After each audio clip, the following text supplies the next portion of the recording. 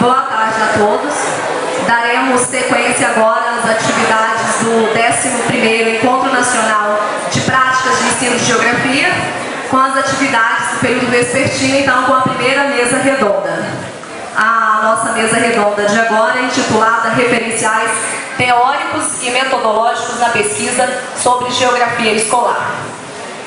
Antes de fazer uma breve apresentação dos professores que estão compondo a mesa, eu quero agradecer em nome da comissão organizadora aos professores por terem aceito participar dessa mesa redonda. A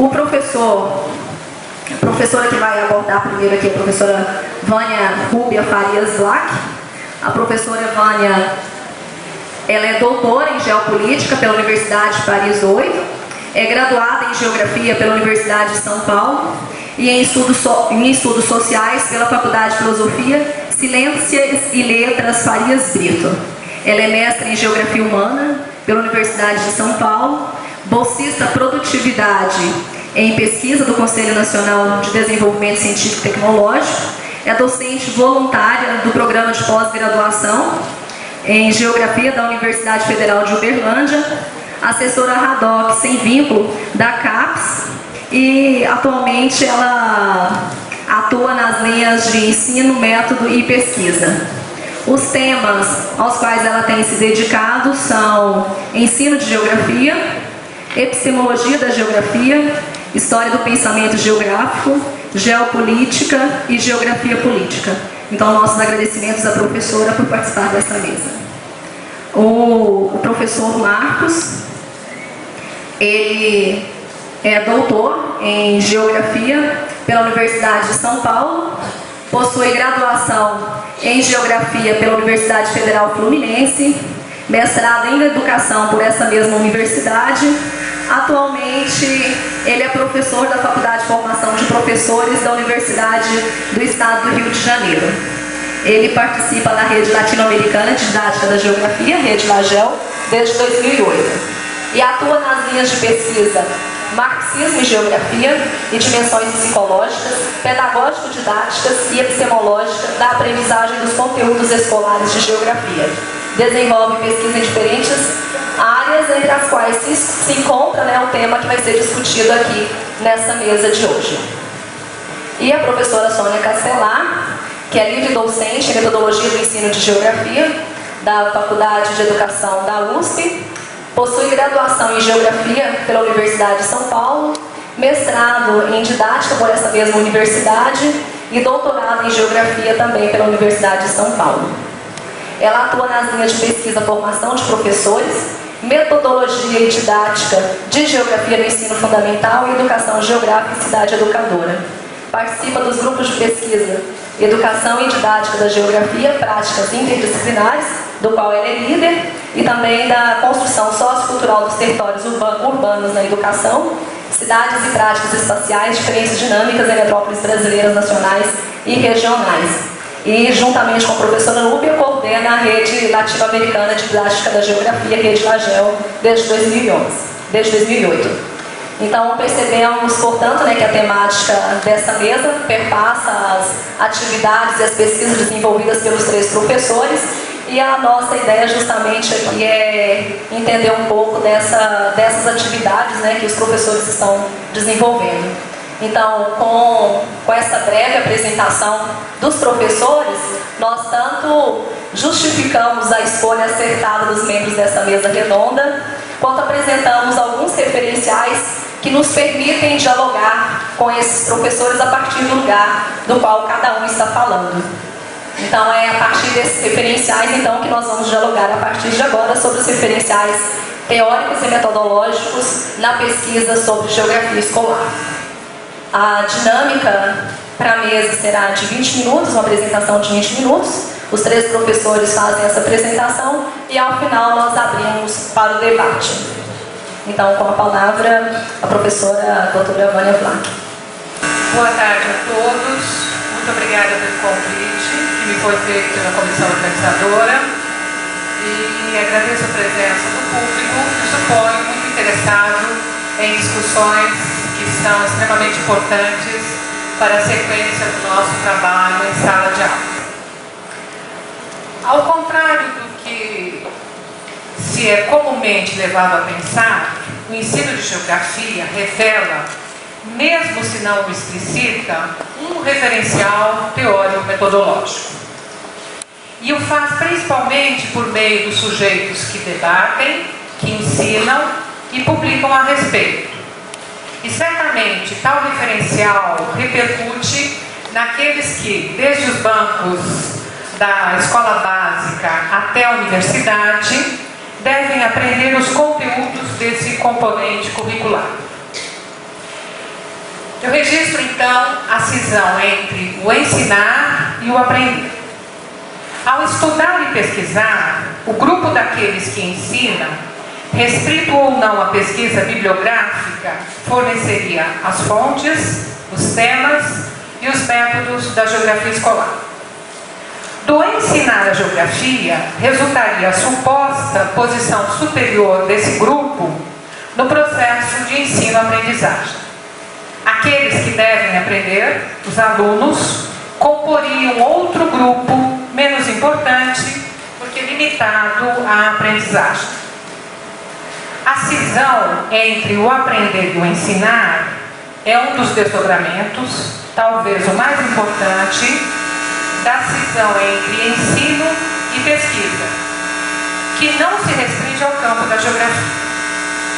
A cisão entre pesquisar e ensinar e aprender é, ao mesmo tempo, de ordem política e teórico-metodológica. Do ponto de vista teórico-metodológico, esta cisão remete à ciência moderna e seus princípios.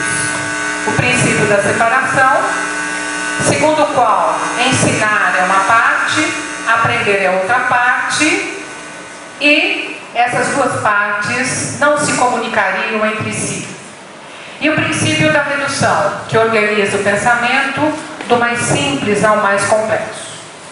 O ensino, entendido como mais simples, é privilegiado e didatizado na escola.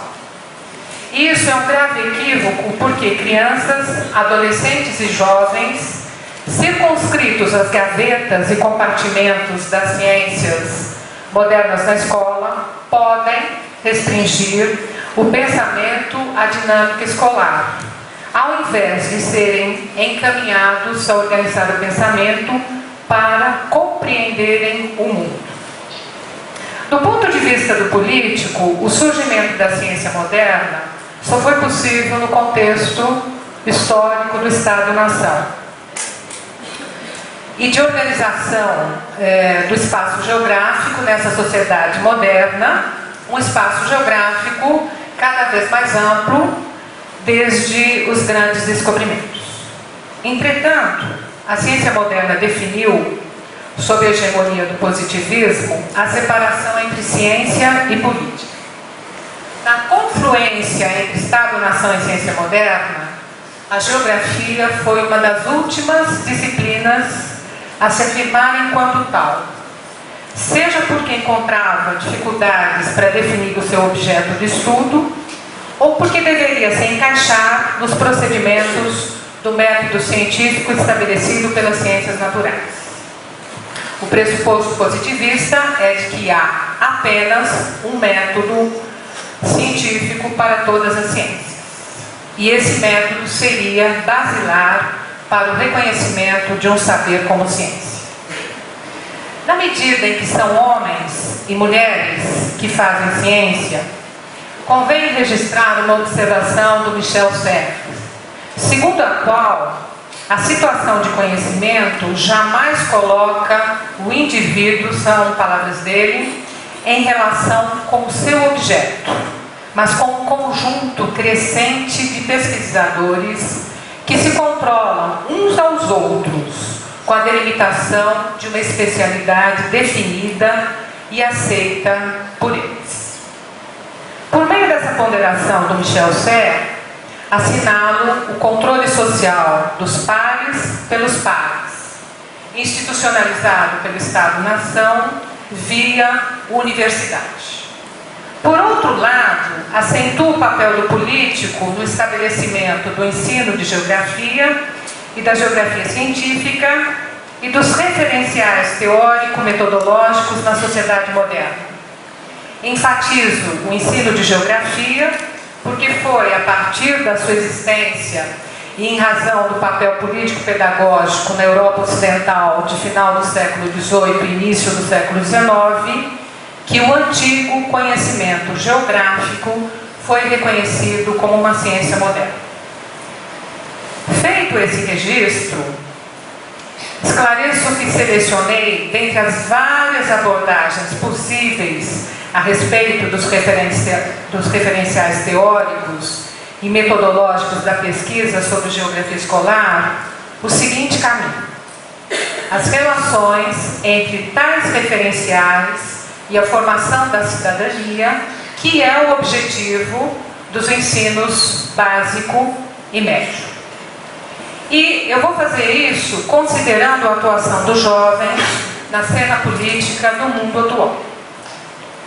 Nesse sentido, é preciso clareza a respeito da educação escolarizada, formal e do ensino de geografia. Qual é o sentido da educação na segunda década do século XXI? Qual é o papel do ensino de geografia no mundo atual? Que referenciais teóricos e metodológicos embasam ou deveriam constituir o substrato da pesquisa na geografia escolar, o substrato da pesquisa da geografia escolar? E como tudo isso ocorre no Brasil? Na cena do mundo contemporâneo, os jovens se pronunciam e cada vez mais atuam. A meu ver, é difícil caracterizar o mundo atual sem incluí-los em nossas reflexões, dentro e fora do campo da educação. Considerando a educação, mais do que nunca, é preciso pensar nos jovens como sujeitos que são. Nossos alunos, e não apenas os jovens, mas as crianças e adolescentes, não devem ser vistos apenas como um objeto da educação. De qualquer maneira, a situação dos jovens não é, nem está desvinculada da escolarização formal, seja por falta de acesso, seja porque a educação está muito aquém dos desafios que o mundo nos coloca. Eu não pretendo discutir a questão da geração ou das gerações, nem os embates entre as gerações. Porém, entendo pertinente algumas observações, tendo em vista a situação atual dos jovens, que, a meu ver, deve receber uma atenção especial por parte dos professores da educação em geral. O estudo filosófico e científico da geração é uma das consequências dos dramas humanos que levaram à eclosão da Primeira Guerra Mundial e as reflexões que engendraram a respeito do que antecedeu a Primeira Guerra, de sua dinâmica durante 4 anos e dos seus desdobramentos posteriores. Após o seu término, Ortega y Gasset iniciou a pesquisa dos conflitos intergeracionais e Mannheim caracterizou a geração como um sujeito coletivo que age para realizar os seus projetos particulares. Entre os fins do século XIX e o início do século XX, dentre as ciências humanas, a história e a geografia haviam promovido a nacionalização e formaram o cidadão soldado com um êxito tal que, em 1914, os homens não hesitaram a deixar de lado sua condição de classe social. O proletariado vestiu os uniformes das Forças Armadas para defender os interesses do Estado-nação a que pertenciam. Por sua vez, as ciências naturais mostraram o poder da razão na obra de destruição do mundo e da vida humana, certamente impulsionadas pelos nacionalismos, de sorte que não se pode mais ignorar enquanto armas de guerra às ciências modernas, humanas, naturais e exatas. Enfim, os horrores da Grande Guerra revelaram o lado sombrio da sociedade capitalista, guiada pelos interesses políticos e econômicos dos Estados-nação em conflito.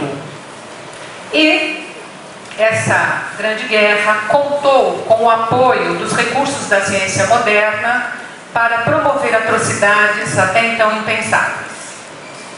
Abro um primeiro parênteses para observar que esse quadro não invalida a contribuição da ciência moderna para uma melhoria sempre relativa das condições de vida do ser.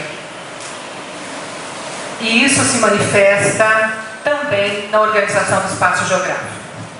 E um segundo parênteses para registrar que a filosofia e a literatura, separadas da ciência moderna pelo projeto positivista, continuavam e continuam avançando no sentido de se buscar compreender e valorizar a complexidade do ser e de suas obras. O ser é o sujeito em que individualidade e sociabilidade se expressam de N maneiras no tempo e no espaço, construindo, destruindo, reconstruindo obras por meio da razão, mas cuja objetividade não está isenta do peso da emoção, da subjetividade, no viver, conviver desse mesmo ser, que liga o que parece separado ao tecer a vida, a sua vida, a vida dos outros seres humanos, a vida dos seres orgânicos e inorgânicos, enfim, a vida que se desenvolve na morada do homem. Se a Grande Guerra não foi capaz de reverter a fé na ciência, que fez da razão instrumento da dominação da natureza, mas sobretudo de controle do ser, os horrores que ela acarretou dificultaram muito a comunicação entre as gerações. Os indivíduos, atingidos direta e indiretamente pela carnificina dos campos de batalha, não reconheciam mais as semelhanças entre si enquanto sujeito coletivo. Essas semelhanças haviam definido a sociedade e, mais do que isso, haviam definido a identidade europeia, de que se vangloriaram durante décadas pela obra de civilização da humanidade. A geração se tornou, pós-Primeira Guerra, mais um fator de divisão política entre homens e mulheres. E esse conceito atingiu fortemente a educação, que entrou em crise, acompanhando a crise geral da sociedade ocidental. Cerca de 3 décadas depois, Hannah Arendt, ao discutir a crise na educação, observou que no mundo ocidental, comumente, as palavras são dela, a criança é introduzida ao mundo pela primeira vez através da escola. Observando que a escola não é o mundo, Arendt argumentou: a educação é também onde decidimos se amamos nossas crianças o bastante para não expulsá-las de nosso mundo e abandoná-las a seus próprios recursos, e tampouco arrancar de suas mãos a oportunidade de empreender alguma coisa nova e imprevista para nós, preparando-as, em vez disso, com antecedência para a tarefa de renovar um mundo comum. O que é, hoje, aquilo que Hannah Arendt chamou mundo comum? Sem desconsiderar os traços políticos, geopolíticos, econômicos, culturais, intrínsecos ao mundo, deve-se acentuar o fato de que nosso mundo comum é, mais do que nunca, algo em movimento intenso, brusco, ininterrupto, imprevisível, indeterminado, inseguro e finito. O que exige outras maneiras de se abordar o mundo na escola. Uma escola que deve se abrir à evidência de que crianças, adolescentes e jovens não obstante parecerem ligados ao mundo via internet, nem sempre são orientados no sentido de um compromisso político, ambiental, cultural, com a melhoria das condições de vida do conjunto da população, o que é indispensável para a construção de uma sociedade democrática. Ainda que a democracia não resolva todos os problemas dos seres humanos e das várias sociedades humanas, não é esse o regime político que tenta o diálogo entre todos, sem menosprezar as diferenças étnico-culturais, socioeconômicas, político-ideológicas, etc. Como levar a bom termo essa tarefa político-pedagógica sem valorizar aquele cuja mediação é requisito essencial para orientar o pensamento além das parcelas que apresentam ou caracterizam o mundo e além das simplificações que não vão além da explicação de um fenômeno da sociedade ou da natureza? Eu me refiro ao professor, muitas vezes encarado apenas como um objeto da educação. A escola requer também uma gestão à altura dos desafios contemporâneos, além da participação ativa de pais ou responsáveis pelos alunos. A gestão escolar cabe criar as condições necessárias para o desenvolvimento do aprendizado, para as trocas entre ensino e aprendizagem, em um ambiente que inclua todos os sujeitos envolvidos, inclusive pais ou responsáveis, por intermédio de práticas democráticas entre iguais e diferentes, contemplando todas as disciplinas, por exemplo, via projetos interdisciplinares. No que se refere às disciplinas das humanidades, especialmente a geografia, a inclusão de todos, iguais e diferentes, se torna possível por meio de conteúdos, atividades e atitudes que estimulam o respeito ao outro, a valorização das diferenças étnico-culturais, o resgate das relações entre território e poder, e entre ensino de geografia, geografia e geopolítica, a discussão de propostas para se pleitear um novo pacto federativo. Esses conteúdos, atividades e atitudes, por sua vez, se apoiam em referenciais teórico-metodológicos do estudo geográfico da sociedade e da natureza na morada do homem. Por uma questão de tempo, eu vou fazer um grande corte na minha fala, mas quero esclarecer que a partir desse momento eu discuto a questão da cidadania nos dias de hoje, certo? Então, com relação à cidadania, eu gostaria de colocar que é muito importante que o ensino de geografia contribua para o desenvolvimento da autonomia. O desenvolvimento da autonomia, naquele sentido, colocado por Morin, ou seja, ele diz, quanto a nós, seres culturais e sociais, só podemos ser autônomos a partir de uma dependência original em relação à cultura, em relação a uma língua, em relação a um saber. A autonomia não é possível em termos absolutos, mas em termos relacionais e relativos. No meu texto, e me parece que está previsto uma publicação, veja bem, quando eu estava escrevendo esse texto, havia começado a atuação propriamente dita de jovens na Tunísia, que levou à Revolução de Jasmim. E foi observando o que acontecia na Tunísia que eu pensei em conduzir a discussão teórico-metodológica pensando na atuação dos jovens. Então veja, isso foi mês de janeiro, fevereiro. Logo depois nós tivemos a movimentação pacífica também dos jovens, e é importante salientar rapazes e moças, na Praça Tahrir. Então eu discuto tudo isso aqui. Nós podemos falar a respeito na hora dos debates. E por que eu discuto isso aqui? O que tem isso a ver com o ensino de geografia? Isso também é ensino de geografia. E é importante considerar os embates da dimensão das relações entre território e poder. E eu diria que essa dimensão está cada vez maior. E também há uma necessidade de a gente conhecer melhor o Oriente Médio, de a gente compreender efetivamente o que é a religião muçulmana, o que está em jogo, sem incorrer nas armadilhas do radicalismo islâmico. Então, veja,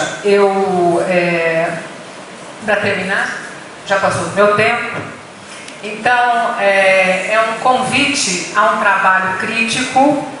Então, para terminar mesmo, aqui registro minha filiação à crítica tal qual concebida por Kant, e afirmo que trabalhar a cidadania implica em abordar as significativas mudanças do ponto de vista da organização política, econômica, cultural, geopolítica do mundo atual, considerando a atuação dos jovens, mobilizados de maneira pacífica, nem sempre por meio de partidos políticos, o que não é um demérito, mas os jovens como sujeitos com os quais a renovação de nosso mundo comum se torna uma possibilidade.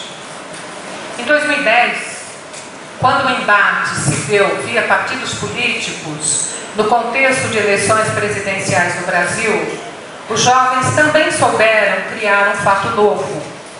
A votação expressiva em Marina Silva, a candidata do Partido Verde, provocou a realização do segundo turno. A onda democrática que tende a se disseminar pelo Oriente Médio e África Setentrional não é uma questão dos jovens, deles, mas nossa, como cidadãos e cidadãs de um planeta finito e carente de maior justiça social. A meu ver, isso pode ser enfrentado na sala de aula, considerando as especificidades de cada realidade escolar e por meio dos referenciais teóricos e metodológicos das geografias críticas, marcadas pelo resgate do político e da geopolítica. E agora, para terminar mesmo. Aliás, no Brasil, os pioneiros Everardo Adolfo Backyuser e Carlos Miguel Delgado de Carvalho, cada um à sua maneira, pontuaram questões políticas e geopolíticas em prol da educação e do ensino de geografia. Muito obrigada.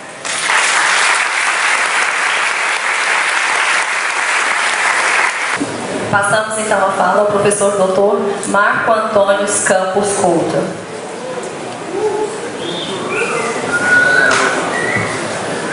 Bom, boa tarde a todos.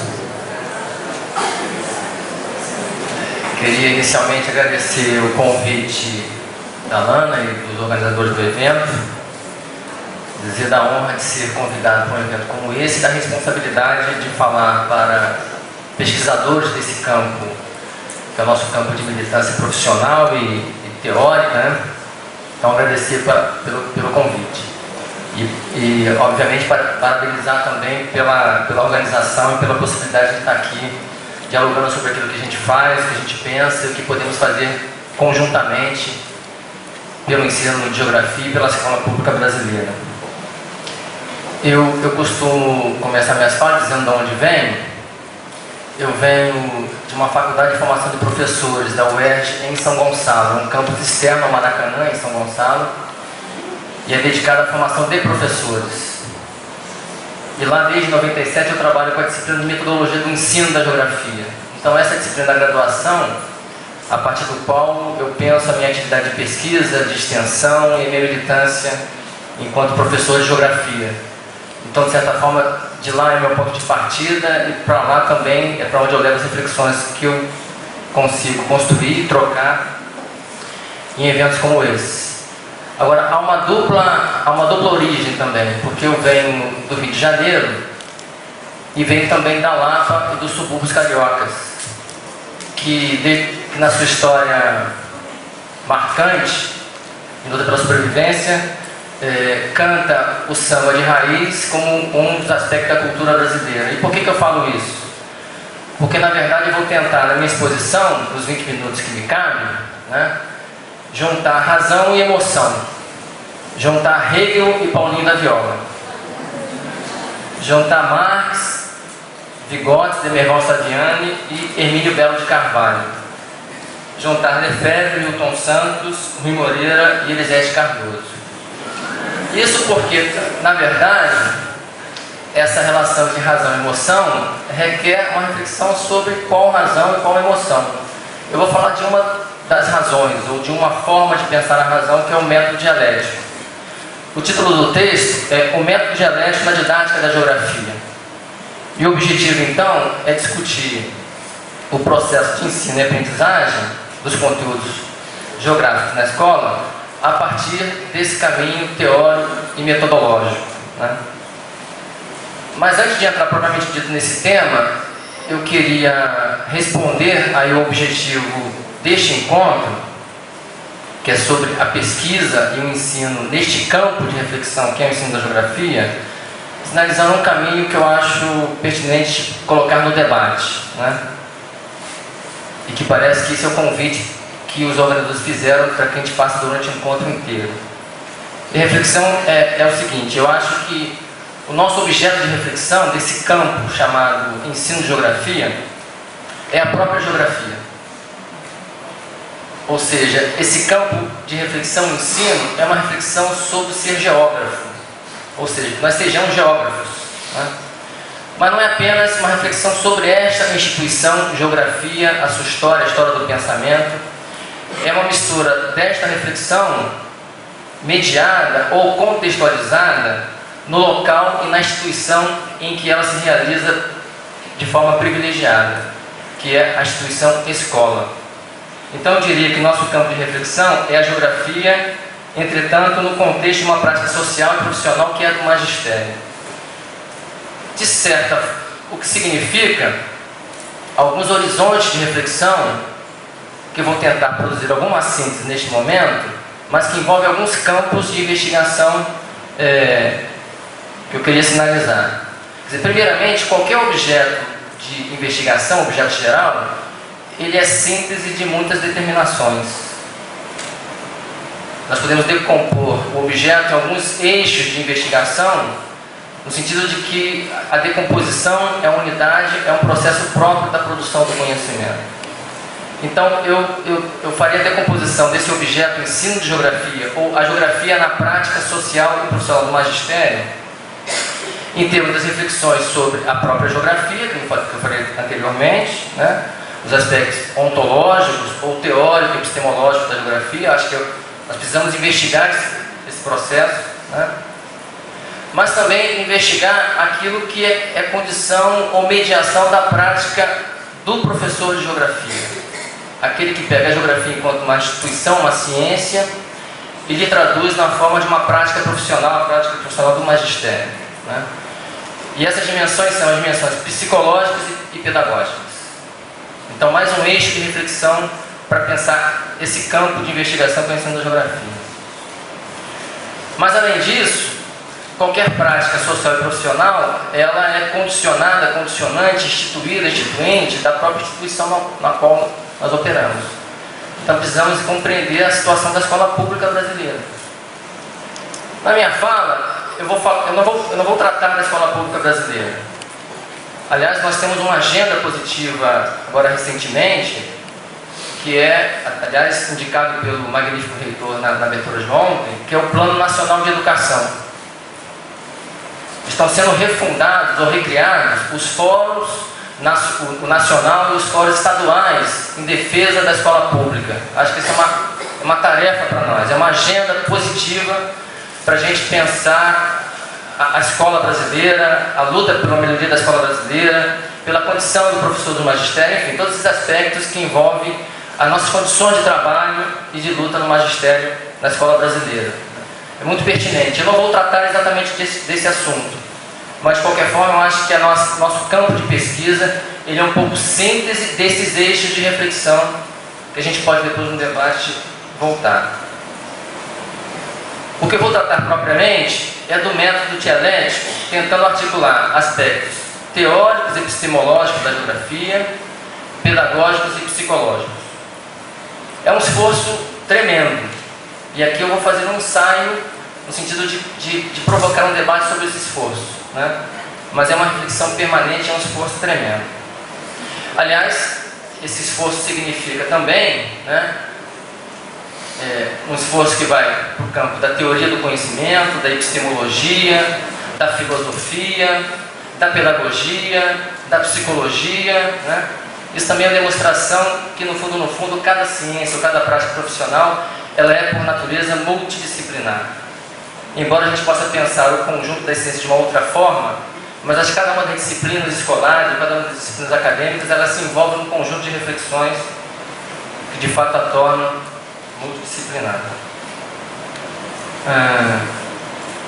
Bom, em relação propriamente dito ao método, a inspiração do método é o pensamento do Hegel.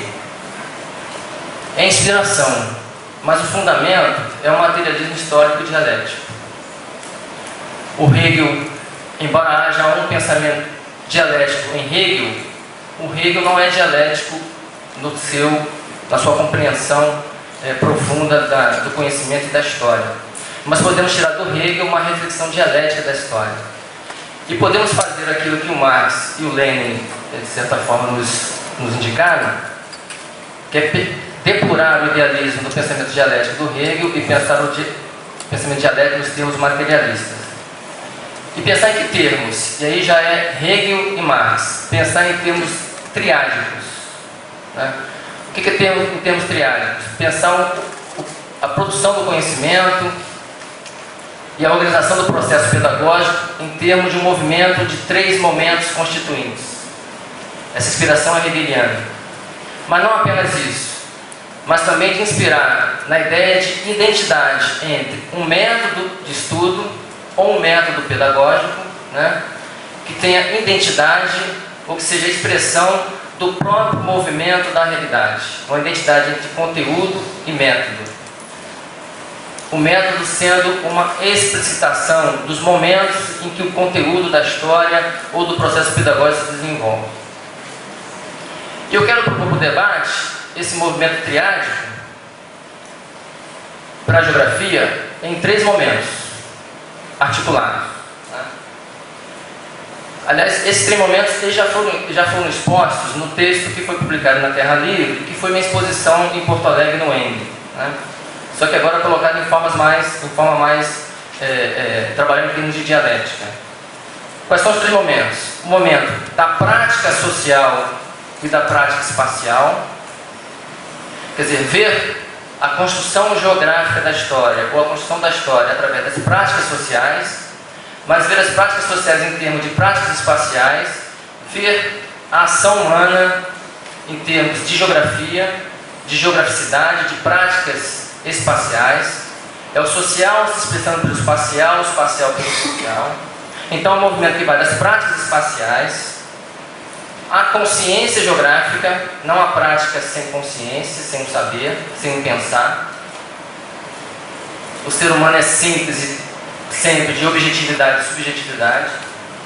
Então da prática a uma consciência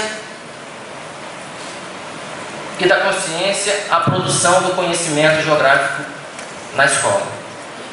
Então quero pensar o método dialético nessa tríade. E essa tríade, na verdade, é um movimento de negação e de superação, nos termos do Hegel e também do Marx. De que maneira?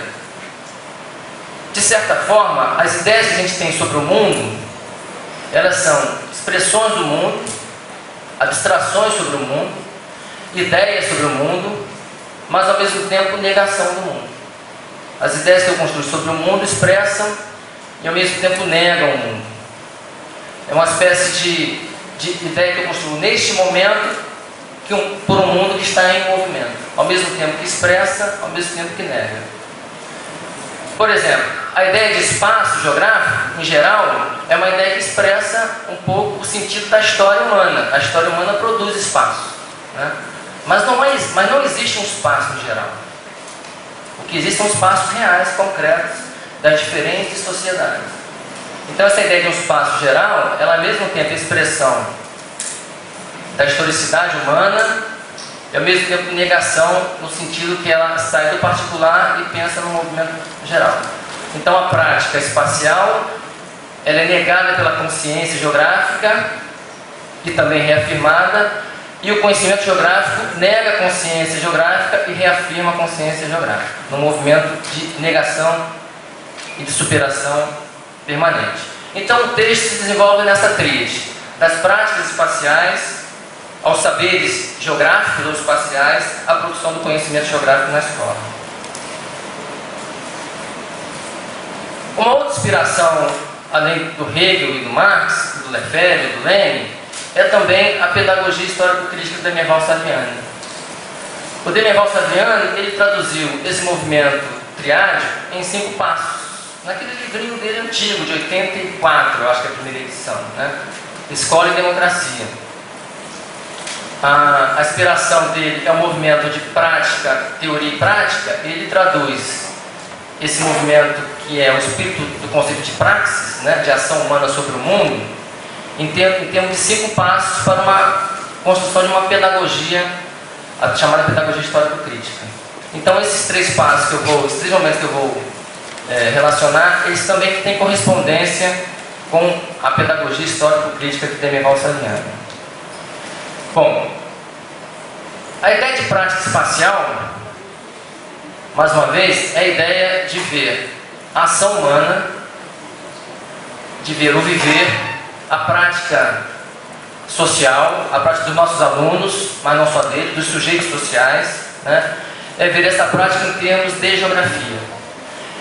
É ver essa prática tentando já estabelecer elos, links, vinculações com aquilo que é a vida real dos estudantes, mas também com aquilo que eu quero ensinar,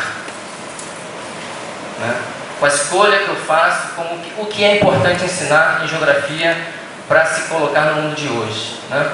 Então é uma tentativa de leitura da realidade social, né? Mas em termos de sua tradução, de sua ligação, já no sentido geográfico do termo.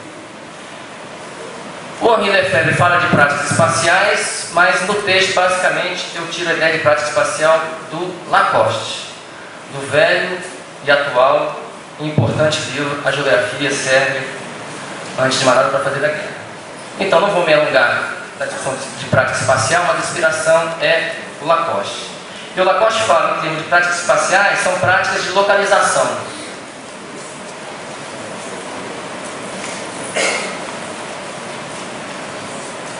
Localização não apenas como endereço, mas a localização como possibilidade de compreender a lógica de organização das coisas. As coisas se localizam em tais e tais lugares porque tem uma lógica de arrumação. Então pensar a localização em termos, não que a localização explique alguma coisa, mas que a localização deva ser explicada. Então práticas espaciais são práticas de localização, ou prática de reconhecimento de pontos de referência. Práticas espaciais são práticas de deslocamentos. E também, como Lacoste, nesses deslocamentos humanos, vão conformando ou configurando conjuntos espaciais, configurações espaciais, cartografias do movimento. E esses conjuntos espaciais, nos dias de hoje, e essas práticas sociais espaciais, nos dias de hoje, se conformando em diferentes escalas. Então Lacoste tem toda uma reflexão sobre o sentido das práticas espaciais e o sentido das práticas espaciais no mundo de hoje, no mundo da espacialidade diferencial. Eu vou voltar a esse conceito um pouco mais na frente. A ideia de consciência geográfica, tem várias referências, mas eu coloco no centro da reflexão o livro da professora Márcia Rezende, de Minas Gerais, A Geografia do Aluno Trabalhador, né? Ela, entrevistando alunos trabalhadores de Belo Horizonte, na sua história de vida, ela foi vendo que havia todo um conhecimento pré-escolar, né? Toda uma consciência geográfica a partir da sua história de vida. Subordinada à lógica do trabalho, subordinada à luta pela sobrevivência, mas ao falar das histórias de vida de cada um daqueles alunos que ela entrevistou, né? Ela foi vendo várias referências ao imaginário geográfico, de localização. Se os alunos são de origem rural, tem toda uma lembrança da dinâmica do meio, da colheita, dos rios, da chuva, do dono da terra, do horário do trabalho. Ou seja, há toda uma uma história impregnada de verbetes, de imaginários, de reflexões sobre a geografia da própria vida cotidiana. Quando é aluno criado já em Belo Horizonte, né, todas as referências são referências da luta pela sobrevivência na cidade, o local de trabalho, o local de moradia e por aí vai. Então, esse processo do viver produzindo uma consciência geográfica que nós podemos associar essa consciência geográfica construída nessa prática social e nessa prática espacial de produção da existência. Vou ter que dar aqueles pulos necessários.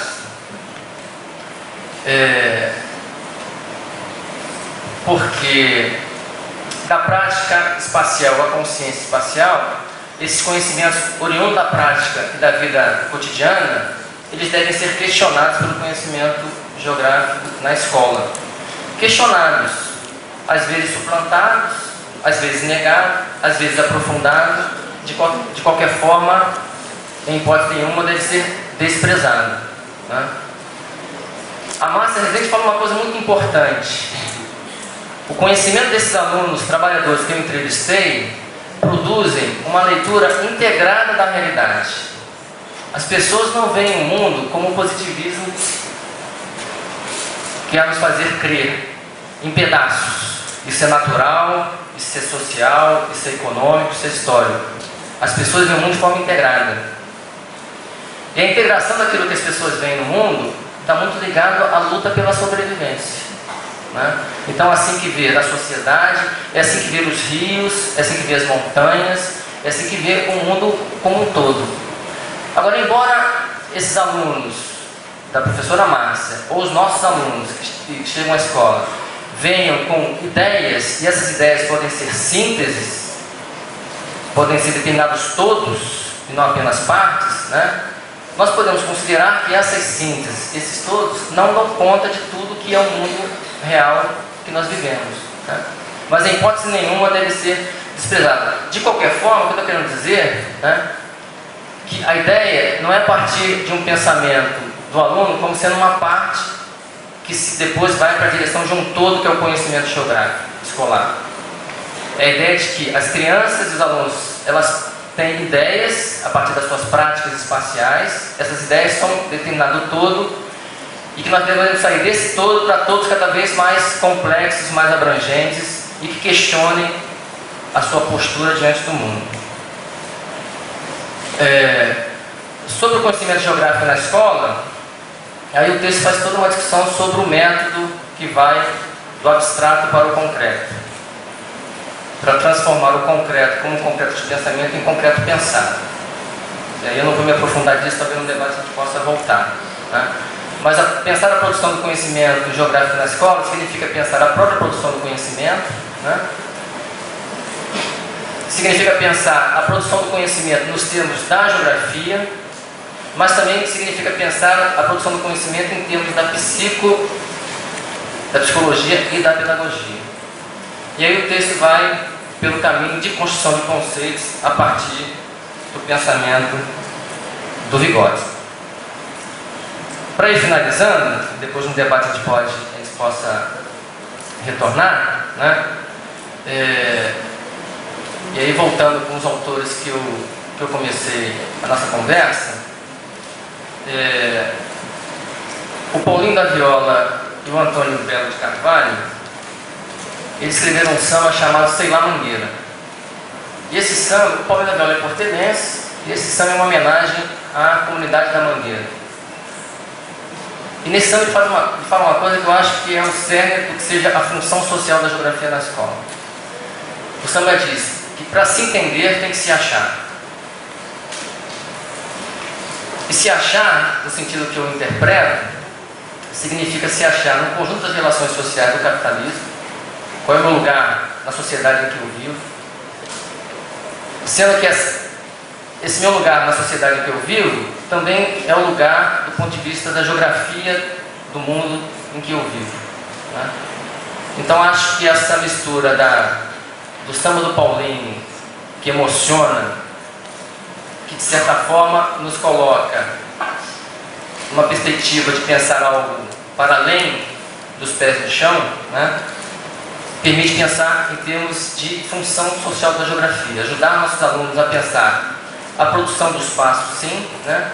Mas a partir do lugar que cada um ocupa, que constrói e, fundamentalmente, que pode refazer no processo de construção de conhecimento, de construção da sociedade. E, para finalizar,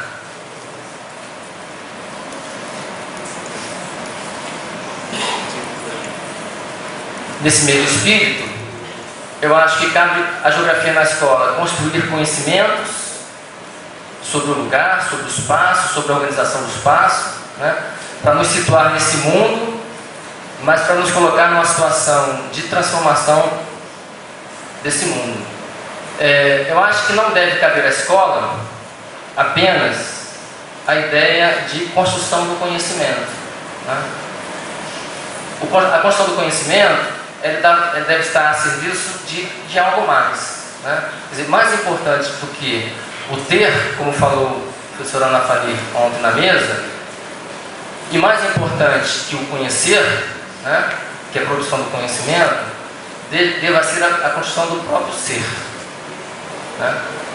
É por isso, então, que na reflexão do método dialético, toda a produção do conhecimento tem que estar a serviço da ideia de transformação da sociedade que nós vivemos, da transformação da sociedade capitalista.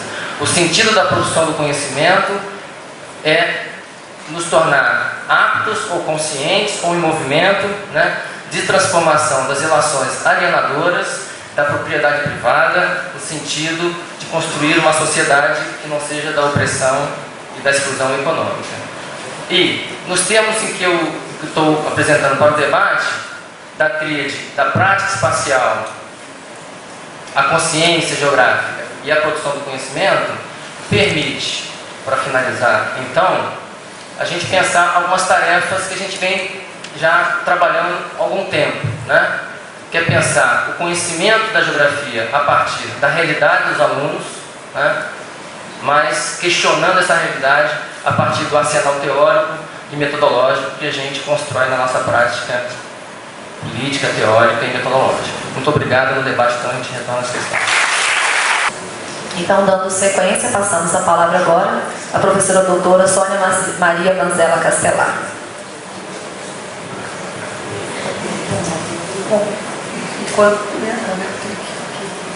vou mudar de lugar. Bom, então eu quero agradecer o convite da comissão organizadora, a professora Lana, por ter me convidado para participar dessa mesa. Dizer que eu estou muito honrada de participar não só do evento, mas da mesa ao lado da professora Vânia e do professor Marcos, coordenado pela Eliana. E dizer que é sempre uma atenção falar para vocês, né? Então, vamos lá a esse novo desafio. Bom, eu vou tentar agora abrir o pendrive, né? Tá? Como é que tá, gente? Certo? E vou falar um pouco para vocês, e aí é uma reflexão que eu tenho feito, e tenho feito a partir já de alguns anos, ao lado de alguns companheiros, com a professora Lana, a professora Helena Calai, ao lado dos companheiros Marcelo Garrido, Marcela Maria Vitória, e Núbia, Alex, enfim, um grupo de pessoas que têm me ajudado muito a pensar, além, é claro, da sala de aula. Então, e aí, pensei muito, eu não sei se eu vou conseguir ficar em pé, sentado, nos fundamentos teóricos e metodológicos, na pesquisa e metodologia, e fundamentos teóricos e metodológicos, na pesquisa e educação geográfica, que aí é o tema da mesa.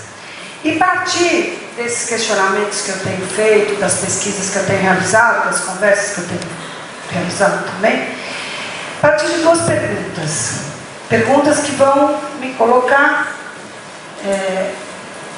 o seguinte problema, que vem do bacharelado.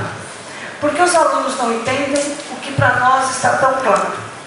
E aí foi a partir disso, foi daí que eu comecei Então, a partir dessas conversas todas, como eu já disse, do meu olhar para a realidade, foi daí que eu comecei a pensar, ou continuei a pensar, ou estou buscando respostas para essa ideia. Por que os alunos não entendem o que para nós está tão claro? E mais ainda, né, a partir também do bacharelado, e perguntas: por que os alunos não aprendem?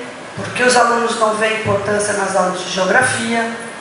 Por que os professores não conseguem estimular seus alunos a estudar e a entender os conteúdos geográficos? E aí, então, eu quero trazer para nós pensarmos e conversarmos a importância dos fundamentos teóricos e metodológicos. Por que eles são importantes? Porque a partir das raízes da ciência, positivismo, estruturalismo, dialético, nós podemos compreender aquilo que nós fazemos do ponto de vista ontológico, do ponto de vista epistemológico, do ponto de vista filosófico.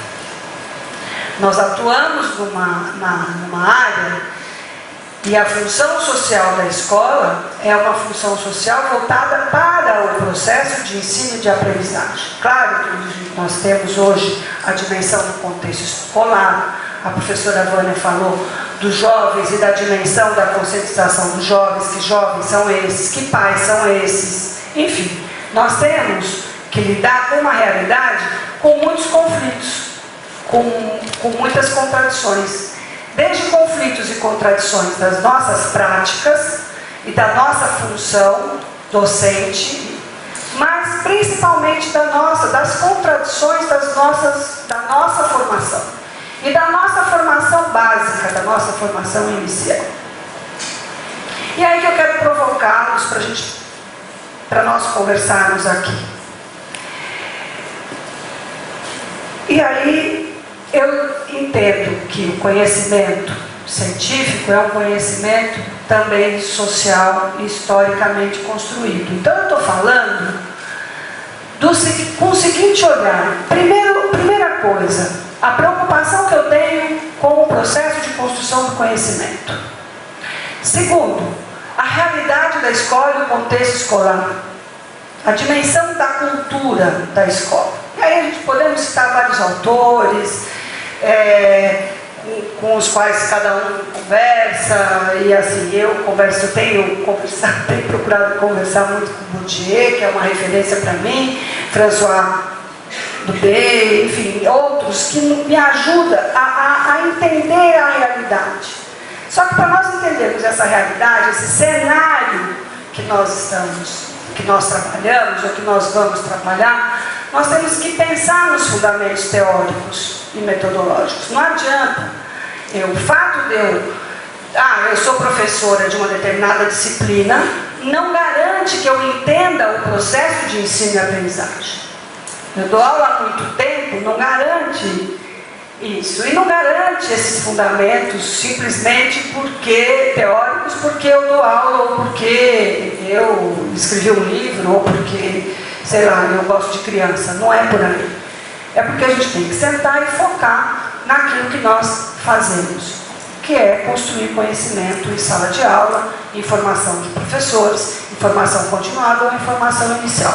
Até vocês podem estar falando, não tem novidade nenhuma nisso. Tá certo? Bom, muito bem. Eu vou mostrar para vocês, daqui a pouco, onde está a novidade. Ou, se não é a novidade, mas é um processo de reflexão sobre aquilo que não é novidade. Porque nada é novidade. Delgado de Carvalho já provocava desde o início do século. Então não tem novidade nenhuma no ensino da geografia. A novidade é quando nós começamos a pensar no primeiro recorte que eu quero fazer com vocês, o recorte acadêmico. As pesquisas realizadas pela Jerusa Vilhena de Moraes na tese de doutorado, pela Ana Sacramento na pesquisa de doutorado que ela está em andamento, na pesquisa que a Lana, a Helena e eu fazemos com os periódicos e as teses e as dissertações de um projeto em conjunto, nos revelam cada vez mais que nós temos problemas de fundamentação teórica nos trabalhos acadêmicos, e que isso reflete provavelmente a nossa formação inicial, que é problemático inclusive para fazer determinadas categorias, para categorizar esses trabalhos, mostrar como é que esses trabalhos podem ser relevantes. Então, aquela pergunta do bacharel e aquela outra pergunta inicial, como é que nós vamos fazer? Por que eles não aprendem? Não é? Por que os alunos não entendem o que para nós está tão claro? Porque o nosso discurso está muito associado à retórica, a senso comum, e não à discussão de método, para pensar a organização da sala de aula, para pensar a organização do currículo, para pensar por que eu tenho essa ou aquela opinião. E que daí não tem que ser opinião.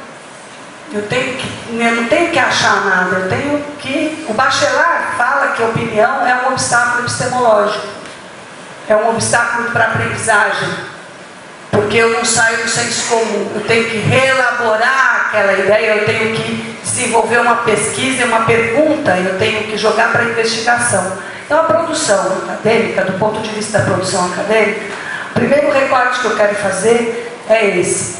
Mostrar que mesmo em revistas importantes, nós ainda temos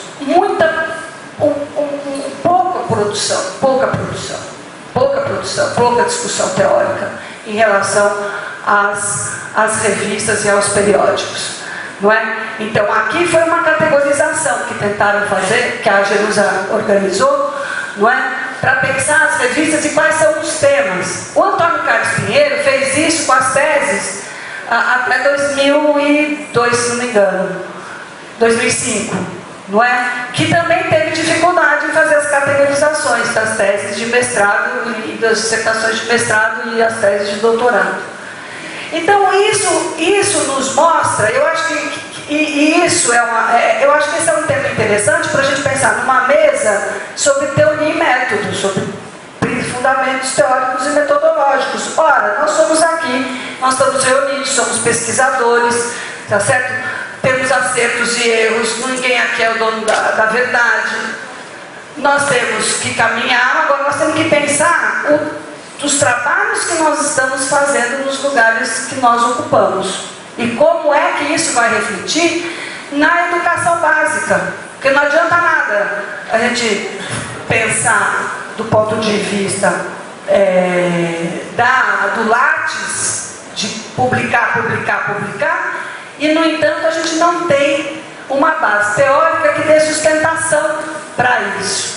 Ou então ficar discutindo se o fulaninho é piagetiano ou vigotskiano ou não sei o quê, e não avança na discussão central, que é por onde é que eu estou construindo. Então, Marx está certo, é o método dialético que vai me orientar, é essa a minha fundamentação teórica para entender o espaço e as relações espaciais. Não, eu não quero essa linha, eu gosto de uma outra linha, agora eu tenho que ter clareza das coisas e não rotular. E ler o outro que falou do outro. A gente vê muita citação bibliográfica nos trabalhos, mas sempre o outro citando o outro e nunca na fonte, estudando de fato e organizando a dimensão do método. Então, eu acho que um problema que a gente tem como obstáculo epistemológico para avançar na linha do ensino e da geografia é exatamente a falta de uma discussão teórico-metodológica de fundo, onde as categorias sejam analisadas e aprofundadas e verticalizadas. Né? Aonde que aparece um trabalho um pouco mais organizado e com discussões teóricas do meu ponto de vista?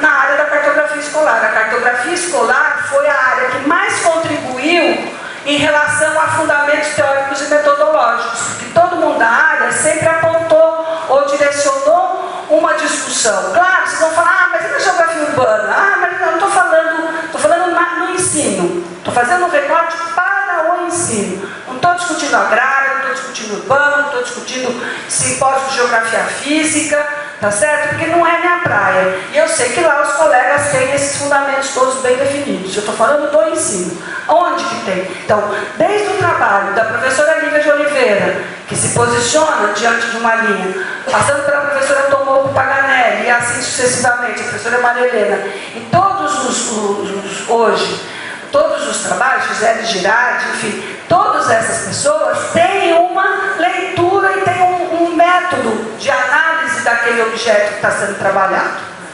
E quando a gente fala em formação de professores, quando nós falamos em ensino D, metodologia D, a gente sempre faz aquela cara que é sempre um experimento descritivo que não tem o método por trás para pensar o porquê que as crianças não aprendem. E essa é a provocação que eu quero fazer aqui.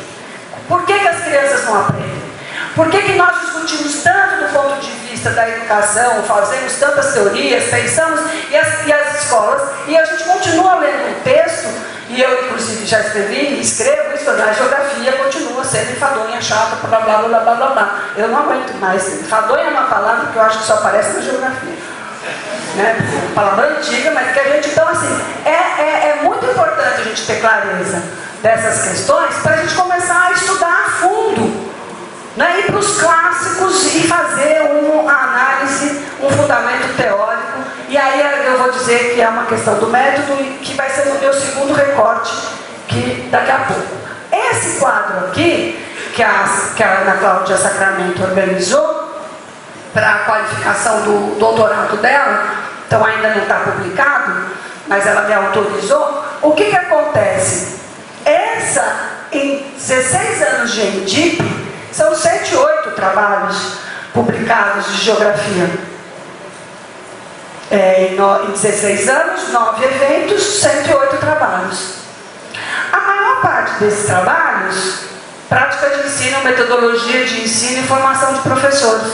Mas a gente continua falando que a formação de professor não está boa.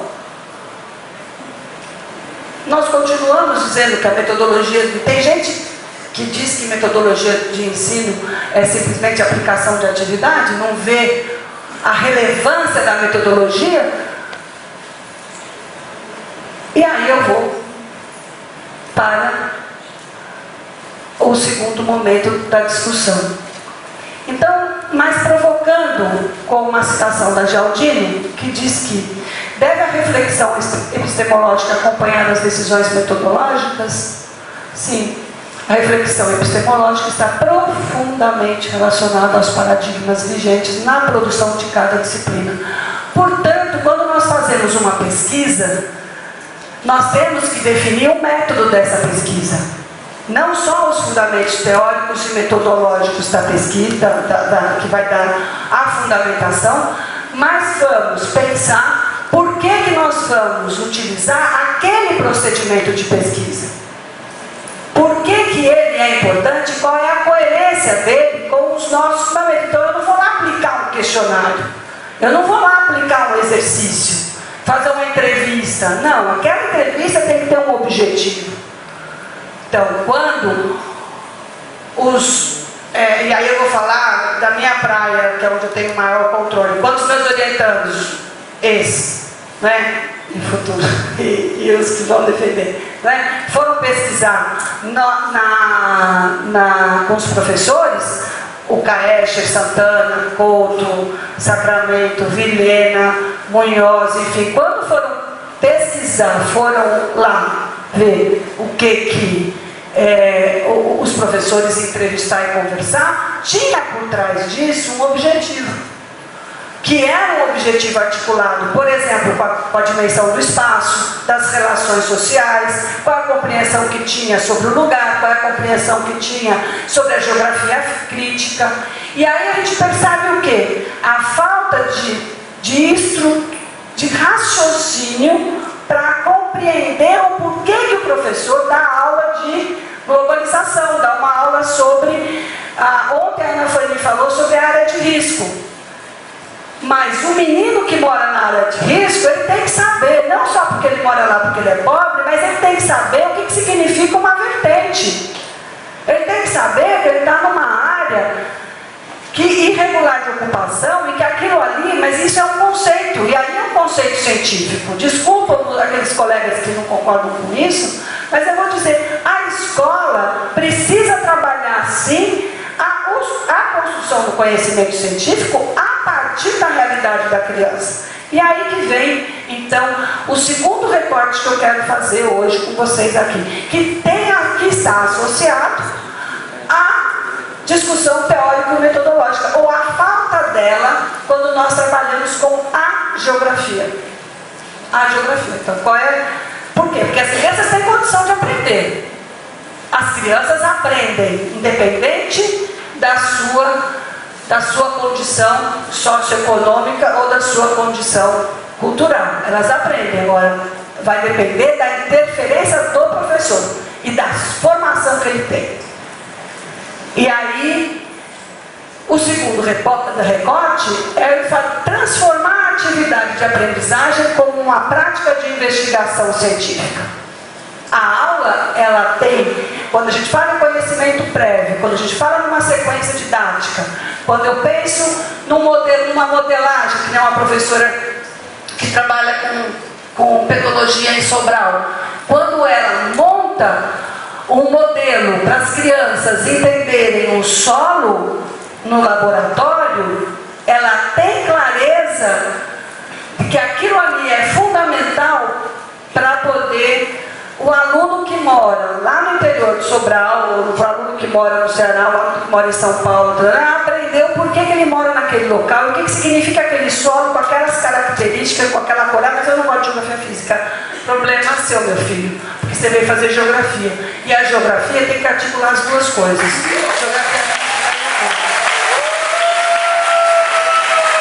Nesse sentido,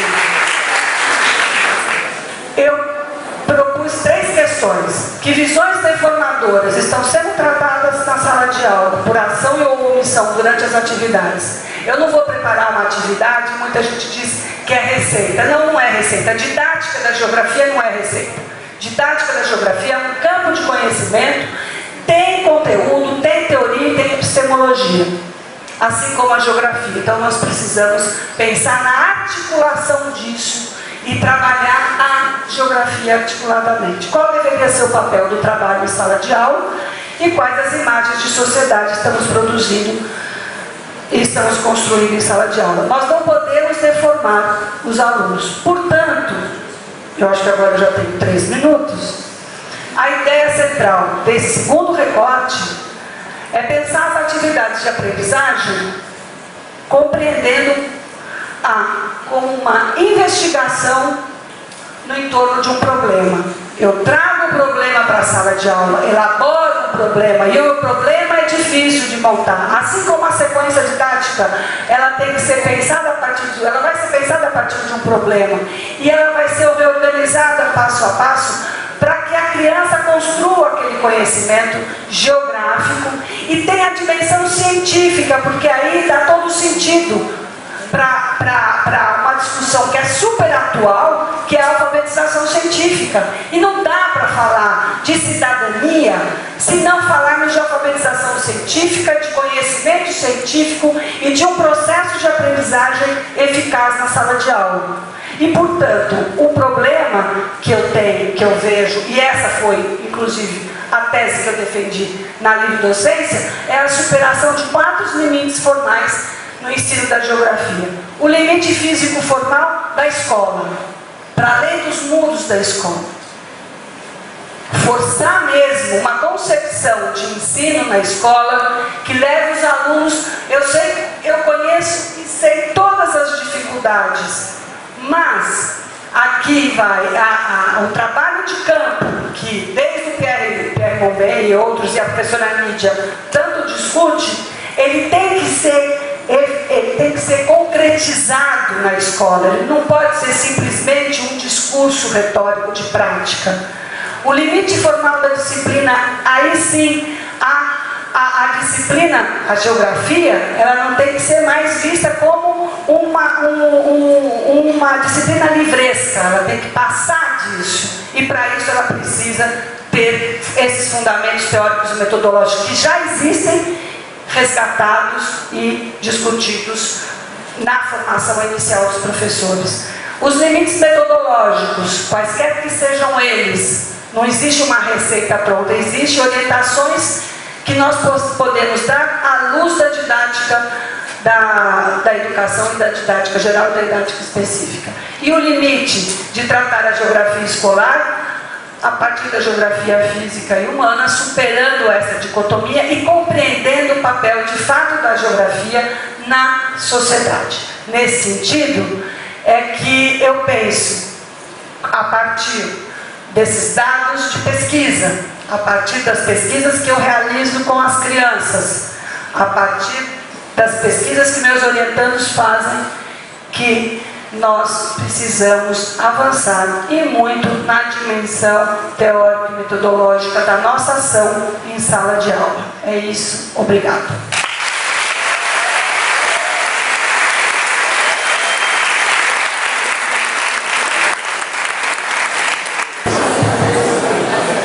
Então, dando sequência às atividades agora, nós abrimos esse espaço agora para o debate. Nós só pedimos que seja, nós vamos fazer em blocos de pelo menos 3 questões, e nós só pedimos que sejam objetivos, que nós temos agora na sequência uma nova mesa, né? Então nós temos aproximadamente 25 minutos para discutir tantas questões apresentadas aqui nesta mesa. Boa tarde, eu sou o Jânio. Eu vou tentar sentar para fugir da microfonia aqui. Boa tarde.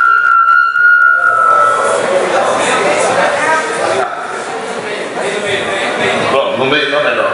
Eu sou o Jânio, professor da Universidade do Estado da Bahia. Eu queria fazer uma pergunta, porque o professor está de uma reflexão da professora Vânia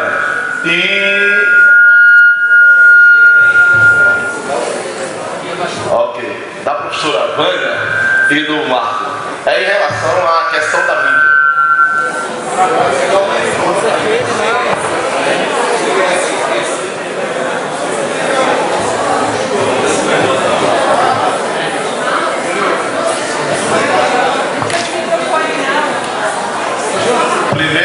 Primeiro em relação a eu gostaria de solicitar a professora Vânia, sobre a professora Vânia, uma leitura sobre a questão da geopolítica. Vamos trabalhar a geopolítica na escola, porque a gente observa a seguinte situação. Muitos professores abordam a geopolítica e a rota da mídia. Queria que você fizesse essa reflexão. Qual a mídia que temos? As imagens e o noticiário que chegamos são de agências internacionais, todas filtradas ideologicamente. A gente sabe todos esses aspectos. O professor da rota da mídia é um perigo. Ou mentira, outro perigo também. Então, essa questão do mundo islâmico, por exemplo, a sistemática, como abordar isso, como trazer isso para a discussão. E outra com o Marcos é o seguinte, ele fez uma colocação aqui, que as pessoas veem o mundo de forma integrada e que às vezes ele aborda de maneira fragmentada, mas veem de maneira fragmentada também. Queria que você fizesse essa abordagem sobre o que o Baudrillard, o Said da obra dele, essa questão da ocidentalização do mundo. Nós enxergamos o mundo pelo viés ocidental.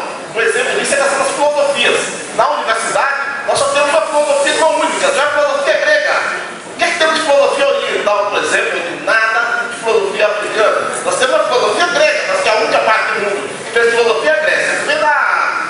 Do Oriente é misticismo, coisa do tipo. Então, esse tipo de coisa que o Said trata, que o Baudrillard trata, essa ocidentalização do mundo, como isso atinge, como isso chega no ensino da geografia. E a professora Vânia, a minha questão é a respeito da professora Sônia, é a respeito por que a geografia pode não ser interessante? Porque realmente uma colocação, porque essa colocação não é minha, acho que é o Carlos Giovanni que faz essa questão, levando essa questão. A geografia pode não servir para nada, o menino pode não ser interessante, o menino pode não valorizar, quando isso não serve para nada. E eu gostei da sua fala aí, realmente. Dá um exemplo. Eu vou tratar essas proposições de mega barragens hidrelétricas na Amazônia a partir do viés físico, da hidrografia? Não. A partir do viés economicista? Não. Mas de forma integrada, que envolve vários aspectos, inclusive o sociocultural de povos indígenas. A gente está acostumado a discutir só biodiversidade. E a ideia de sociodiversidade, a inundação dessa área, entendeu? Você fez essa reflexão sobre isso. Que a geografia física, por exemplo, a questão ambiental, que eu prefiro falar assim, ela foi muito prejudicada, digamos assim, no ensino de forma geral. Eu gostei da sua fala, porque você chegou a esse aspecto. O menino mora numa área, numa área de invasão, mora numa área bastante discriminada, mas tem que discutir o quê? A segregação socioeconômica, a situação socioeconômica que empurrou ele para lá, vai discutir também essa dinâmica. Geomorfológica, beleza, geografia do impacto ambiental do homem na área, de forma integrada. Essa ideia da análise ambiental mesmo, não físico pelo físico. Boa tarde, meu nome é Santiago, eu sou professor de geografia, estou fazendo mestrado em Florianópolis e também membro do EPGEL da Universidade Federal de Santa Catarina. E a minha pergunta de professor, né, vem da fala da professora Sônia, que disse que não dá para a gente falar em cidadania sem falar de alfabetização científica. E aí minha pergunta vem, eu gostaria de ouvir vocês, no tempo que nos cabe aqui agora, sobre qual é a função social da escola, né, da fala que foi dita aqui, mas que explorasse um pouquinho mais sobre isso, né, e talvez até pensando um pouco sobre Hermeval Saviani, né, e falar um pouquinho mais sobre qual é a função da escola, essa escola que está imposta hoje para a gente no século XXI. Obrigado. Boa tarde a todos. Professor Emerson Ribeiro, da URCA, Universidade Regional do Cariri. E pensando na questão dos conceitos, já tive a oportunidade de ouvir o professor Couto já no ENG em Porto Alegre, e realmente precisam ler o seu trabalho. Você até comentou, pô, você é o segundo que eu estudo que está lendo o meu trabalho. E de fato, eu acho que a dificuldade dos professores na formação e estar lendo o que se trata de conceito e de métodos, porque nós precisamos pensar o método, de que forma que o meu trabalho é estruturado, né? Já foi colocado isso aí exposto pela mesa. Bem, nesse sentido, sobre a questão da geografia física e geografia humana, que a Sônia nos coloca aqui, que realmente precisamos eliminar essa dicotomia. Como eliminar essa dicotomia, sendo que o próprio departamento da USP, né, traz essa dicotomia? Eu sou de lá, então quer dizer, tem um programa de mestrado na geografia física, da humana. Aí eu posso fazer uma disciplina lá e faz uma disciplina lá fora. Pô, como é que você vai pensar essa? É uma provocação, me permita isso. Como é que vai pensar isso? Como é que nós pensamos? Nós devemos pensar, devemos. Eu sou a favor. Agora, a USP, como uma das grandes universidades, já está bloqueada. Então vai por aí, ó. Ouvir essas questões aí. Obrigado.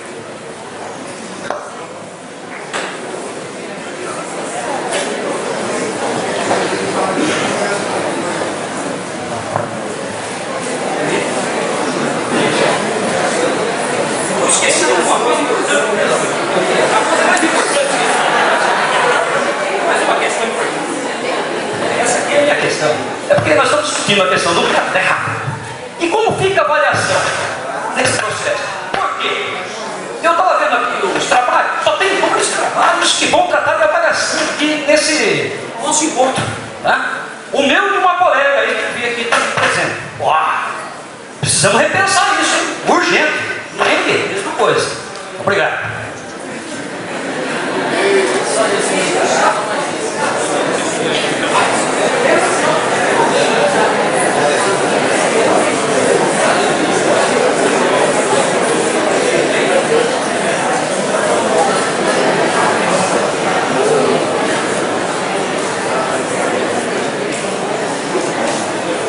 Bom, o que o Emerson propôs é um debate de avaliação, que acho que tem que ter uma mesa. Emerson, eu não vou tratar disso aqui agora, mas é pertinente a sugestão de pautar essa questão, que é inerente a tudo isso que a gente está conversando, de certa forma.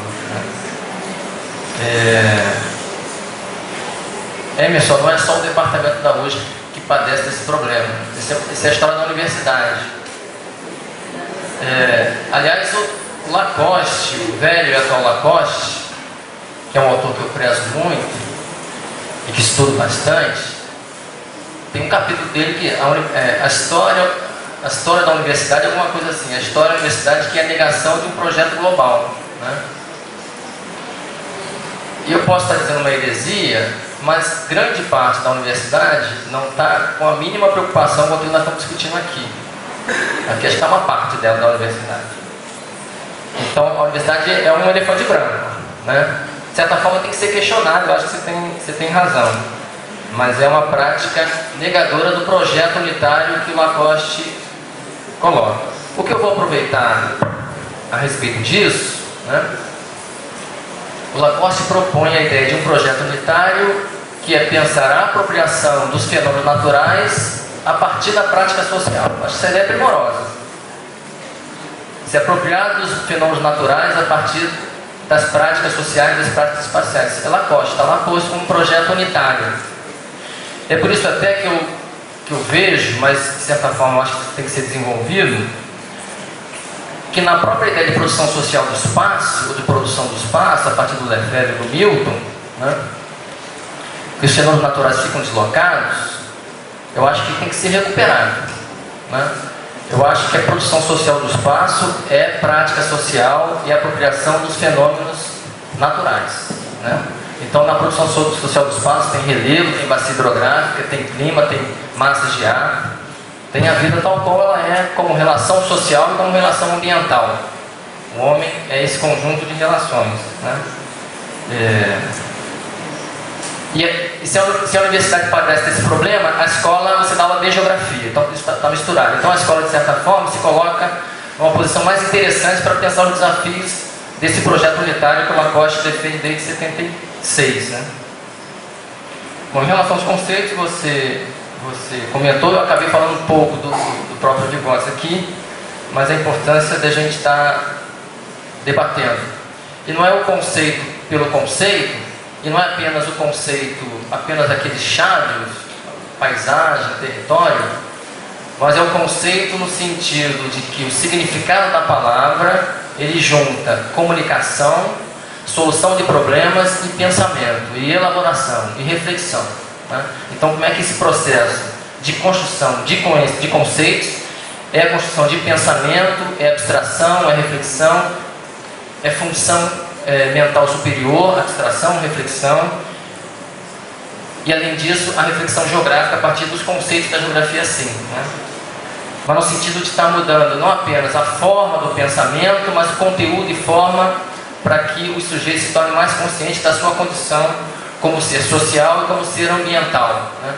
Então a discussão de construção de conceitos, ela vai nesse sentido de construção do sujeito nessa perspectiva. E no pensamento do Vygotsky, embora seja denso, seja difícil, existem algumas indicações que podem se traduzir numa metodologia de trabalho pedagógico na escola. Né?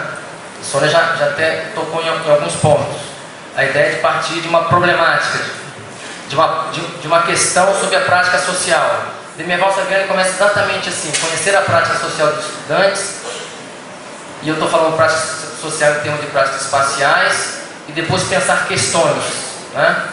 Ou seja, a gente não aprende conteúdos para depois pensar os problemas. A gente tem problemas para pensar e aprende conteúdos de geografia para questionar. É uma inversão do processo pedagógico. Né? Vocês já viram em muitos livros didáticos que vem os conteúdos propriamente da geografia e no final um texto que problematiza mais o mundo real, os problemas. A ideia é esse texto vir para frente. Então aí tem toda uma discussão sobre o significado do pensamento. Bom, do Santiago, que é professor de geografia lá de Santa Catarina, né? A função social da escola. Eu acho que isso tem tudo a ver com a ideia de discussão de cidadania, Santiago. A tua pergunta é bastante feliz, né? E na pedagogia histórico-crítica se coloca como eixo fundamental a relação entre escola e sociedade. Né? Essa coisa parece simples, mas ela é muito importante. Né? Porque permite a gente pensar primeiro toda a discussão de reprodução. A escola ou a instituição, a universidade também, as instituições de cada sociedade, elas são criadas para reproduzir esta sociedade. A escola é uma delas. Né? Agora, eu acho que a reflexão que se faz sobre isso é o que nós pensamos que é esta sociedade. Então, portanto, não há, na minha avaliação, como discutir o cidadão sem pensar o cidadão em qual sociedade. E para mim a sociedade que nós vivemos é a sociedade da propriedade privada. A propriedade privada é uma contradição absoluta, não é relativa, contra qualquer luta por cidadania. Então, para mim, a crítica cidadã, ela tem que se confundir com a crítica da propriedade, com a crítica da alienação, com a crítica da sociedade que nós vivemos. Isso é pensar o cidadão nesta sociedade. Né? Então é necessário pensar que sociedade nós estamos. E aí a função... Bom, Então, pensar na sociedade. Então, se a escola reproduz a sociedade, então tem que pensar na sociedade. Eu acho que a escola reproduz a sociedade contanto que nós podemos pensar na sociedade sempre como contradição, né? O capitalismo é a luta de classes, não é apenas o capital fazendo história. É a reação, é a contradição. São pautas positivas que as nossas lutas conseguem conquistar, um pouco ali, um pouco lá, né? Mas há um sentido de contradição, e essa contradição ela pode estar viva dentro da escola como um contradiscurso, como uma contraproposta de viver, de pensar, de refletir. E para finalizar, para responder ao Jânio, a ideia de uma visão integrada das coisas é a seguinte, Jânio. Quando a gente fala do mito, ou fala dos conhecimentos prévios dos alunos, sempre tem um sentido, não sempre, né? Mas um sentido pejorativo, de que o conhecimento científico é o conhecimento da totalidade. E os outros conhecimentos são sempre parcelares. Então, de certa forma, eu estou questionando esses universais. Sendo que, na minha avaliação, em qualquer sociedade, em qualquer tempo, sempre tem os seus universais. Qualquer razão, em certo sentido, e num certo limite, qualquer razão é universal. Mesmo que o universal dos alunos seja muito limitado para aquilo que eu acho que seja universal. Então eu quero trazê-lo para a minha universalidade. Então são todos que vão partindo para todos mais complexos, né? E aí já é um questionamento ao conhecimento universal. O Hegel, ele rapidamente, ele quer jogar peso, ou melhor, as interpretações do Hegel querem jogar peso no universal, que elimina ou subjuga o local. Eu acho que o local, como enraizamento cultural, é que pode tensionar esses projetos mais globais na possibilidade de uma junção de ideias que vêm da onde vem, do Ocidente e do Oriente, mas enraizado na luta na Amazônia, ou nas escolas, no sentido de uma outra possibilidade de história. Rapidamente, porque o meu tempo está esgotado.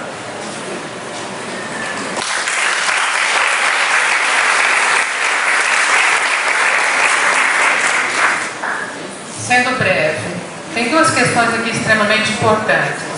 A questão da mídia, que remete particularmente às questões da geopolítica. Em primeiro lugar, não dá mais para nós ignorarmos na escola e na sala de aula a sociedade da informação. E o papel do professor é fundamental. Em que sentido? Problematizar as imagens e as informações. Até porque nós temos excesso de informação, excesso de imagem, e o fato de nós termos acesso a muitas imagens e informações não se confunde com o saber. Não é dessa maneira que se estabelece o saber, que se estabeleceu o saber, que está preocupado com a complexidade do ser, por conseguinte, com a objetividade e a subjetividade. E esse acúmulo de informações e imagens também não se confunde com a ciência moderna.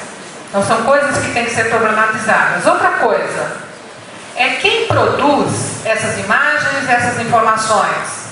São seres humanos.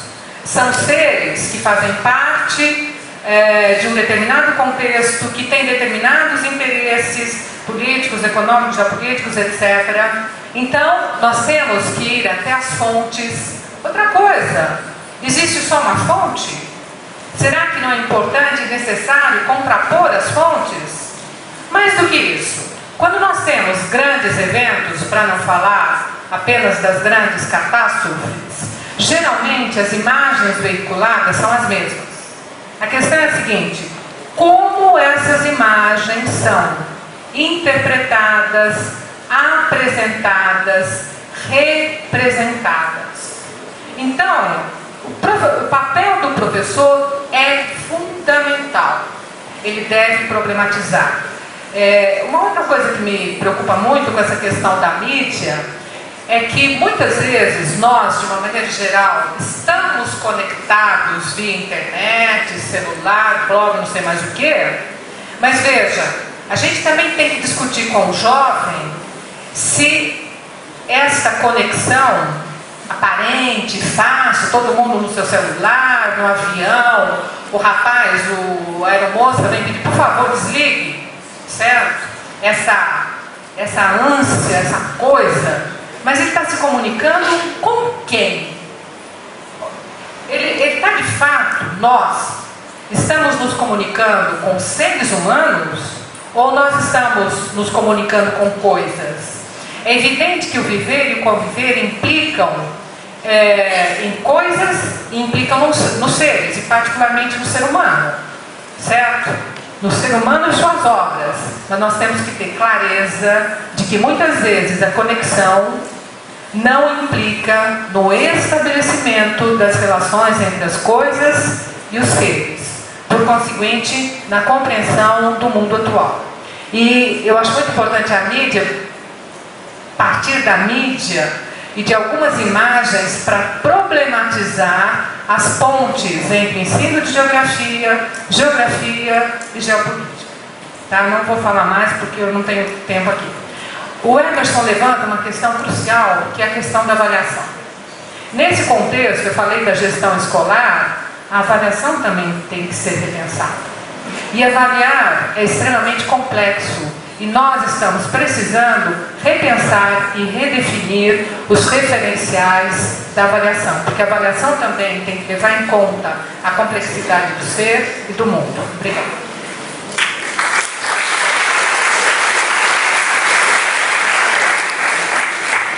Bom, eu vou entrar na tema sobre a mídia, eu vou pular, vou passar para outro.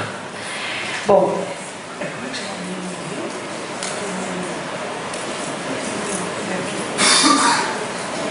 da dicotomia, da geografia da USP.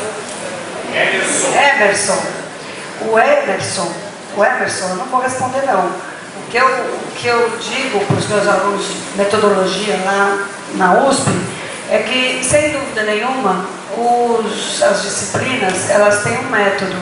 A geografia física, se eu pensar no clima, na geomorfologia, são métodos de análise dos fenômenos que são diferentes, solo, enfim. Eu não sou especialista, mas eu sei que existe metodologias diferentes. Você pensa, por exemplo, o sistema, entender a geografia física, né? A geomorfologia como um sistema Terra, como um geossistema, você está tomando uma posição metodológica diante dos fenômenos físicos.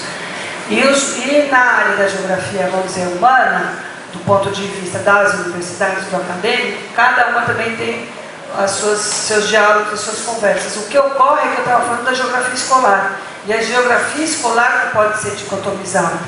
E para ela não ser dicotomizada, nós temos que entender muito bem os fundamentos teóricos e metodológicos, independente da universidade que nós estejamos. Por exemplo, aqui em Goiás, a geografia está no IESA, que é o Instituto Socioambiental. Em outros lugares está vinculada às geociências. Então, enfim, não está no foco da geografia humana. Então, isso significa também concepções de como você vê a área do conhecimento. Então, mas a geografia escolar, ela tem que ser pensada articuladamente, porque a realidade, assim como o Marx falou, a realidade não é fragmentada, a realidade é interdisciplinar, a realidade é a totalidade. E aí, por isso, eu penso na investigação, e por isso, Santiago, que eu falei da cidadania e da alfabetização. Eu estou falando que se nós entendemos a geografia como ciência, nós temos que tratá-la como ciência, e não como uma disciplina escolar, vulgarizada, livresca, de memorização e de atividade sem sentido. Porque não adianta eu ter uma posição revolucionária do ponto de vista da minha postura ideológica e na sala de aula eu faço um discurso retórico que não construa conhecimento com a criança.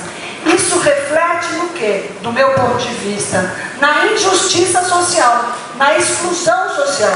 Porque quando a gente não ensina, quando a criança não aprende a ler e a escrever, quando ela não reconhece os fenômenos geográficos, os fatos históricos, enfim, quando ela não tem essa compreensão da dimensão, quando ela não tem a dimensão do que é ler o mapa e entender uma variável visual. Ela precisa saber o que é, o professor precisa saber o que é uma variável visual para poder trabalhar com as crianças nas séries iniciais a legenda. Então, quando eu falei da cartografia, eu quero retomar, cada professora, e são pessoas importantes na contribuição da cartografia, né? Cada uma veio numa linha. Podia, né, pegar aqui vários que estão, inclusive, presentes aqui. Mas alfabetizar cientificamente é dar condições para o aluno compreender o fenômeno. Entender o fenômeno a partir do quê? Da realidade concreta e da realidade concreta dos fatos. Ou seja, eu não vou escrever Joãozinho foi à feira e comprou 10 bananas e achar que isso é um problema social e aí eu estou fazendo construtivismo. Isso é ridículo, isso é jogar na vala comum o que os teóricos discutem sobre conhecimento prévio, ensino por investigação, a cidadania. O contexto escolar hoje a escola hoje, você fala do papel da escola. O papel da escola hoje é importante de ser entendido. Porque aquele menino que está lá, o espaço da cultura, da aquisição da cultura, a dimensão cultural, o capital que ele vai adquirir, não vai ser pela família. O capital herdado da família é um capital muito pequeno. Por quê? Porque esses pais também não têm a dimensão e não têm muitas vezes a escolaridade. Aonde ele vai ler, aonde ele vai aprender as diferentes linguagens, aonde ele vai ter a dimensão do uso do computador. E não é o uso do computador para ligar e ficar no MSN ou ficar vendo site que não tem qualidade. Ao você pensar na tecnologia, você tem que pensar na tecnologia como Milton Santos discute tecnologia, o meio técnico, científico e informacional. Por isso que eu tenho que ter a dimensão teórica. Porque eu não vou lá ligar o computador, é difícil. Eu chamei a Gisane para me ajudar no PowerPoint. Isso não significa que eu não tenha a dimensão cognitiva de pensar a tecnologia. Eu não sei fazer uso, mas aí você sabe perguntar para quem sabe, né? Então, é isso que eu estou falando da dimensão da ciência, porque a geografia está na ciência. A geografia é uma ciência. E as crianças precisam entender. Agora, chegar na sala de aula e ficar repetindo coisas, não adianta. Aí ela não vai entender nem a foto do jornal.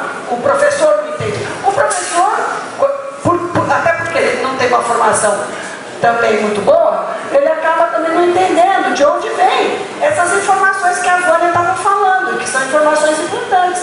Então, a informação científica passa por linguagens, diferentes linguagens, passa pela tecnologia, passa pela dimensão ambiental, passa pela dimensão cultural, tá certo? Passa pela compreensão de fato do mundo. Ler o mundo não é uma coisa simples, é complexa. E a atividade de sala de aula também não é uma atividade simples, é uma atividade complexa. Quem quer ser professor tem que entender que tem que ter essa dimensão. Por quê?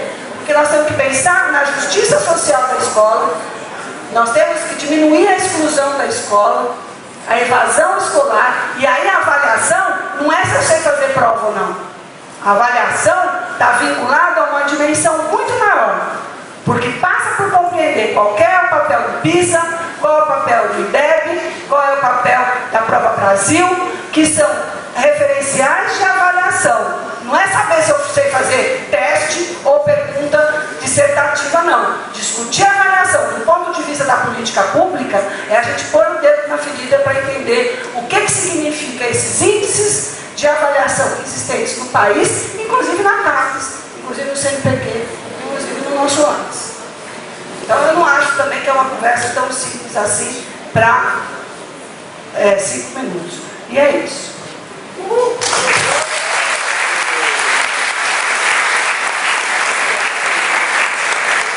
Infelizmente, em decorrência do horário, nós não vamos abrir mais para perguntas, nós vamos dar início à próxima mesa. Antes disso, eu gostaria de agradecer os membros da banca aqui, os membros da mesa, agradecer a todos pela participação e dizer que essas discussões podem ser realizadas, continuadas, conversando diretamente com os professores ou adquirindo o livro que vai ser lançado amanhã que tem parte dessas falas aqui como referência.